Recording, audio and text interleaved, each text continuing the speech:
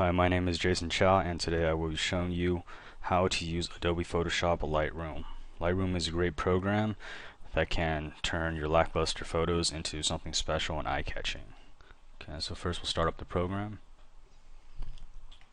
Then we will go to Files and import a picture from your computer that you would want to work on.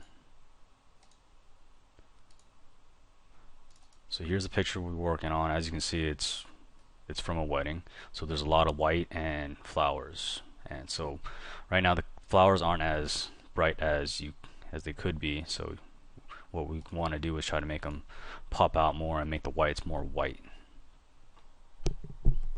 After you import the photo, you'd go to the Development tab. In the Development tab, these are all the settings that you can adjust.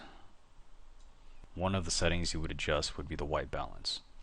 With this, you can make the temperature colder, which would make it more blue, or make it more yellow, and it would be a warmer light to it.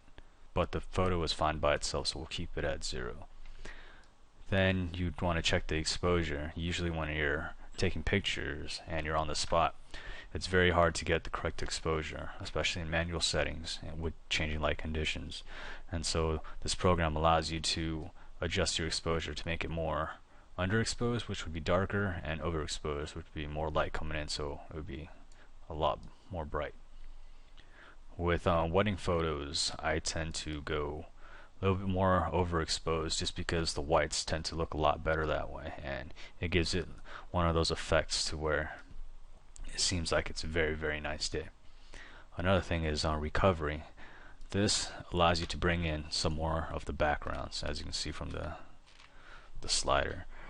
With this, I like to go just slightly over, just so you get a little bit of background, but not too much to where it takes away from the main picture. And then fill light, this pretty much just makes it so that more light is in the picture, so it gives it a brighter look.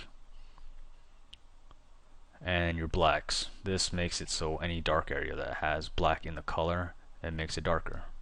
It's kind of like a contrast, except the contrast will affect the entire photo and not just the specific darker areas. With brightness, it pretty much will make it so you have brighter photo or darker photo. It's very similar to exposure, except it changes a few hints here and there to make it different. And contrast, so this, you can make it have less contrast, which would make it like your original picture, or you can add in contrast to make it so it's a little bit different, and it makes certain areas stand out more than they normally would have.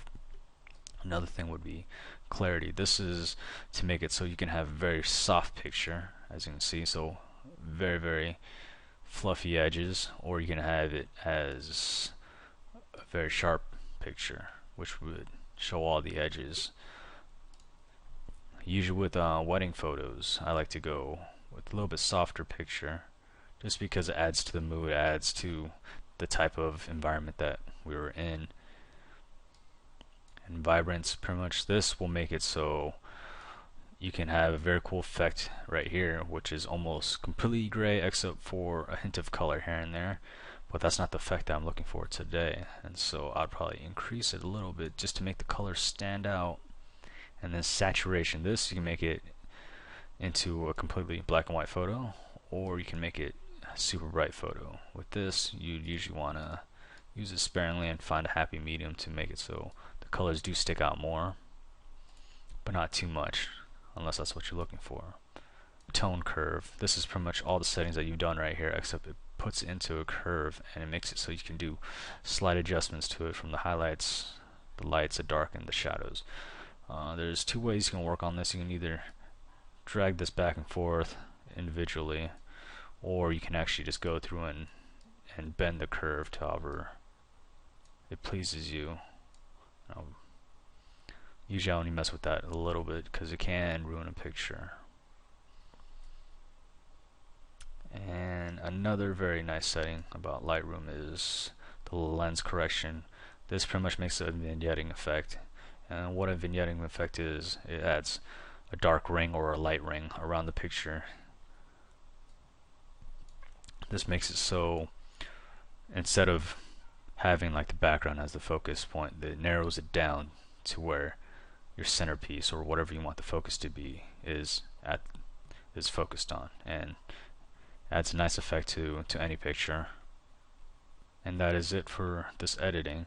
And with that, you have a very unique picture compared to your original one. We went through and made the colors stand out a lot more, and we made it so it wasn't as dull of a picture as it was to begin with. And so to export this, you'd go to File, Export. You could choose a specific location where you want it. You can also rename it, and the quality, I'd normally do it at 100%. When you're done, you click Export, and then use a unique name so you don't save over your originals. And then now we can compare the two.